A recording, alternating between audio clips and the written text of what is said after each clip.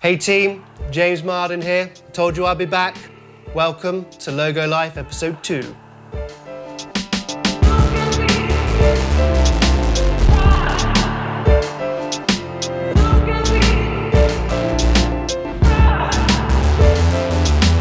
So today, we're going to be talking client discovery all the way through to concept creation and everything in between. We'll be talking about how I break down briefs, how I talk to the clients, how to get the right information from your clients, word mapping, idea creation, and then obviously just loads of sketching. So let's get it on.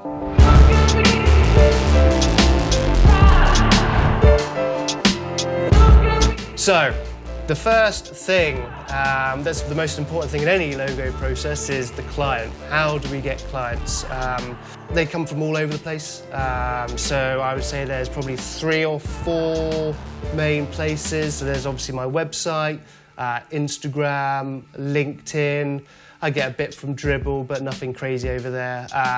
So yeah, I mean, that's where most people would try and find me. And then obviously there's a lot of word of mouth stuff. So think about all those logos that have been put out into the world. You know, they are now my little forms of advertising. So if I've done something for this person over here, they're gonna show that to 10 people, and those 10 people, one of those 10 people might want a logo. So a lot of work comes in that way. So that's a really important point that I would share here, is remember that everything that you're putting out into the world has your name on it. So make sure it's, you know, banging.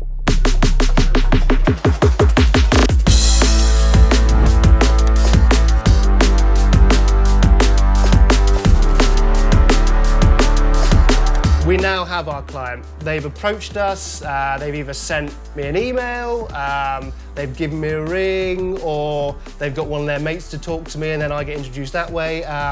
But what we do now is basically I start to take control. I ask them for 2 things, a mood board and a project brief.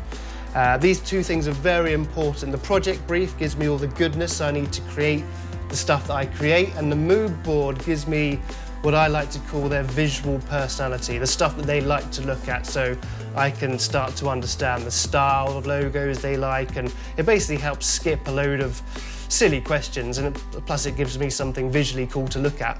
Briefs are sometimes quite difficult to come across as a logo designer. I'm sure you've probably been there yourself.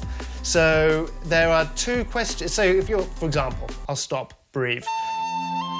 If your client does not have a logo brief, there's this super quick, cool tip that I've used and learned over the many years in my now dotage, is you ask them 2 questions. Why you and why now? So the why you question allows them to start talking about, you know, their personal journey. You kind of get all that really good, what I call human answers from them, and that gives you a lot of emotion, and there's a lot of always good stuff when you ask them that question. And obviously the why now question starts to let them expand on the business side of it. So they're now talking of things like, well, the timing's right, the industry's right, you know, I've been doing this for X amount of years and now I'm ready to go by myself because there's an opportunity there. So yeah, I really find that those 2 questions really help me to get all that goodness that I need from the clients. You know, we're creating logos here, we don't need to write a book, so all we're looking for is those little nuggets of information that, you know, can help us create coolness.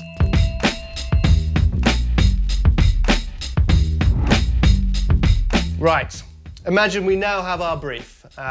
It's a beautiful brief, not too long, not too short, but it's got lots of goodness in there. So what we now do is we organise a call with the client. I say we, me, you, me, whatever. But yeah, that's the time we now organise that call. So, and what this call does, it can be 10 minutes, 15 minutes, half an hour, however long you want to spend time on it. But what it does is you're constantly talking to the client and relating it back to what they've sent you. So they've given me their mood board, they've given me their brief, and now I've got them on the call and we're talking through it all.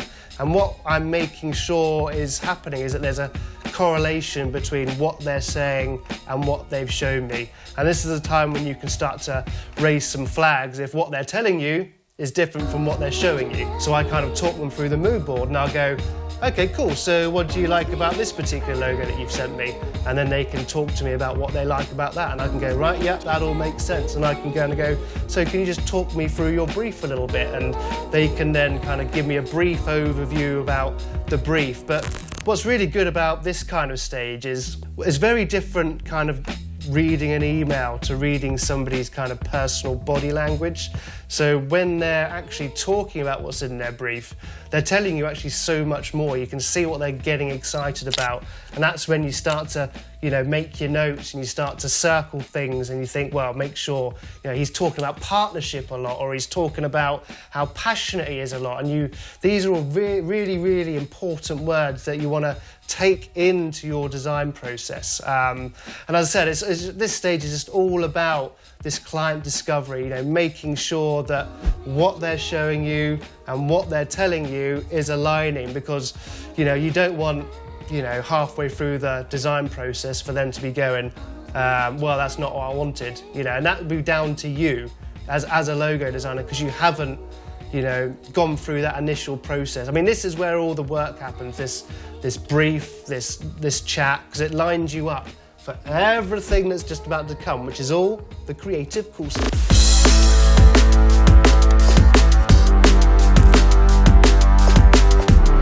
So this is where we're now heading into the cool creative stuff. So I break it down into 5 steps, and this is the first of the 5 steps, which is deconstructing the brief. So what I do is I print the brief out. I'll put it on an A4 piece of paper and print it out, and then I'll start to really read it like 3 or 4 times, try to really get down and dirty with it, so to speak, and try and look for all those golden nuggets. So first step, print out that brief.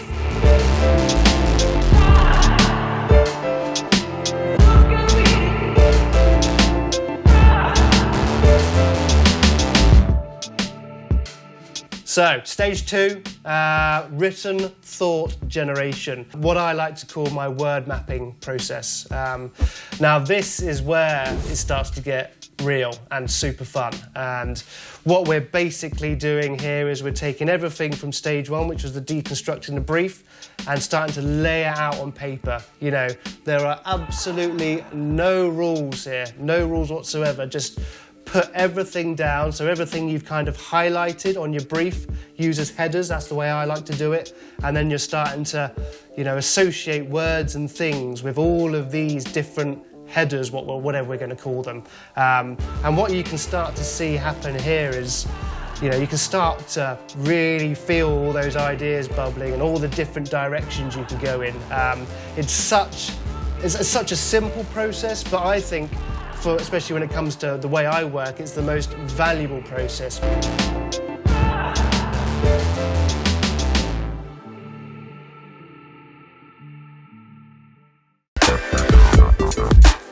So now what we're going to do is define our direction a bit. So we're basically going to take this page of information and break it down into, what we feel.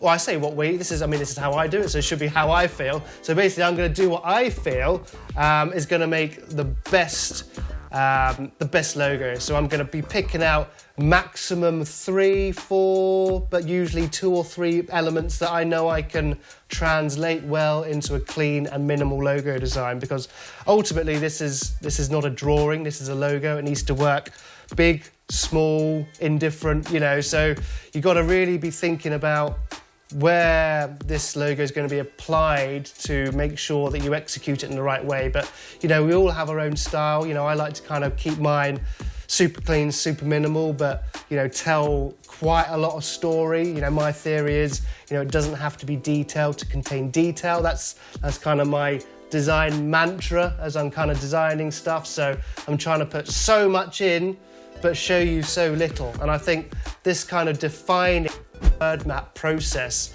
really helps you kind of, as I say, define those key elements that I want to get into my logos.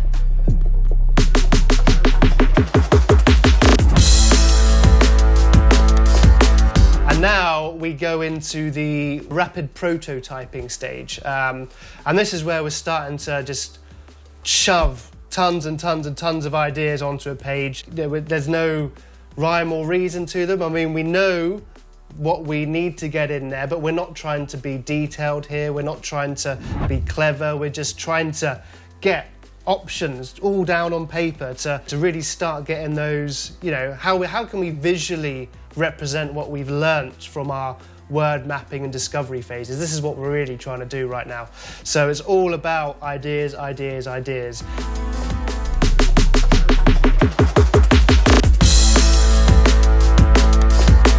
Sometimes you can be scribbling down on a piece of paper, and that perfect idea might just pop out straight away. Sometimes you have to do 2 or 3 pages of discovery, rapid prototyping drawing to find out that idea. But this process, I usually, sometimes I take 5-10 minutes over it, sometimes I take an hour over it, but I wouldn't stress about the time. This is what you're doing here is you're learning, you're trying to figure stuff out, and sometimes the best stuff takes a bit of a while to figure out, so allow yourself the time.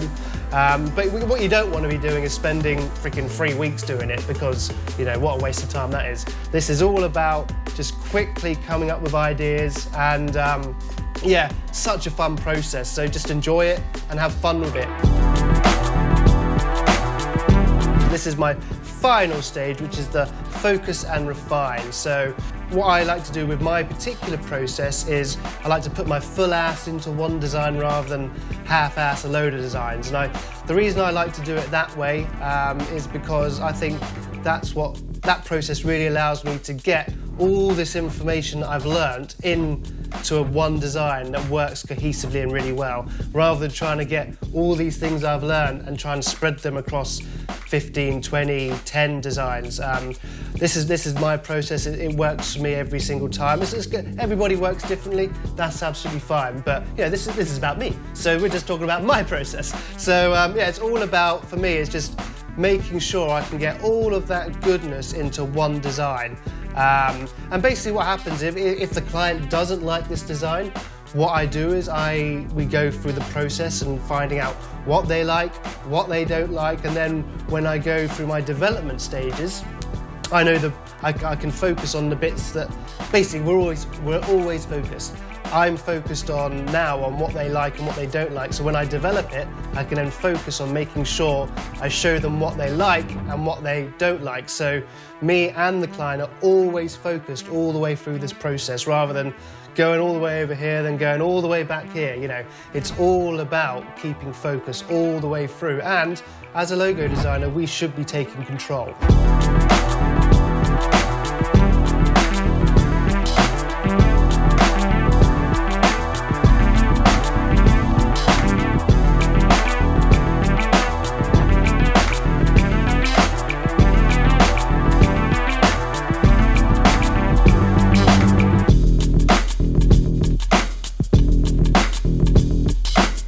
So you guys and girls are always asking me what tools I use.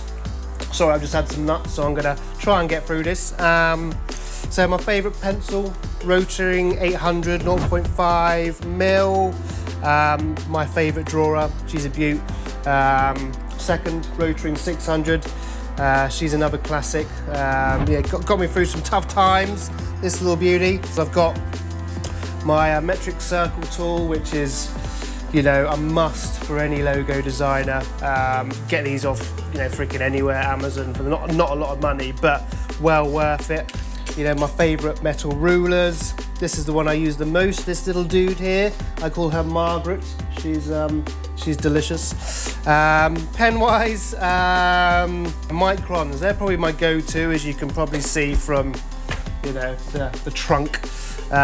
So yeah, these are my kind of ones that I use to fine line a lot of my logo design work and do my line work. So yeah, generally using probably somewhere in between a 0.2 and a 0.3, and then probably for the bolder lines a 0.5 or 0.8. But yeah, generally just, you know, anything there or in between is pretty good. These are lovely pens, very favourite microns. Yeah, my favourite rubber, but you know, rubbers are rubbers. Rubbers do everything. As long as they rub, it's fine. I've started using these for colouring in, and these ones as well, kind of Faber-Castell artist pens. These are really good for like fill work. But yeah, they come in all sorts of crazy weights and medium, bold, fine, small, you know, all the rest of it. So yeah, that's basically kind of my tools. I'll kind of list them underneath this video so you can check them out. But you know, weapons of choice.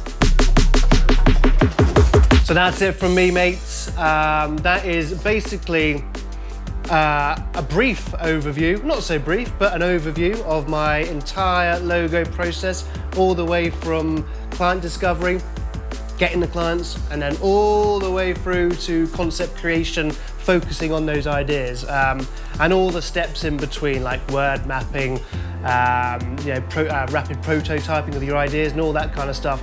I will be doing some detailed videos of these in the future, so of each step, so don't worry about that. But if there is also anything else that you've seen here that you want me to detail a bit more, drop me some comments, just let me know what you want to watch. At the end of the day, this is your YouTube channel, not mine, so whatever you want me to video, I will do it, as long as it's not rude. Oh, also, I've got my Made by James site up, so if you, on there, I've got some lots and lots of goodies. I've got breakdowns of briefs, I've got breakdown of word mapping scenarios and all that kind of stuff. So if you go and subscribe to my newsletter, you can get all those for free, logoblackbook.com. It will take you straight there. But yeah, lots of free cool stuff there. But apart from that, that's me done for now. I'll be back pretty soon. You get bored of my face eventually. Margaret says goodbye. Stay cool.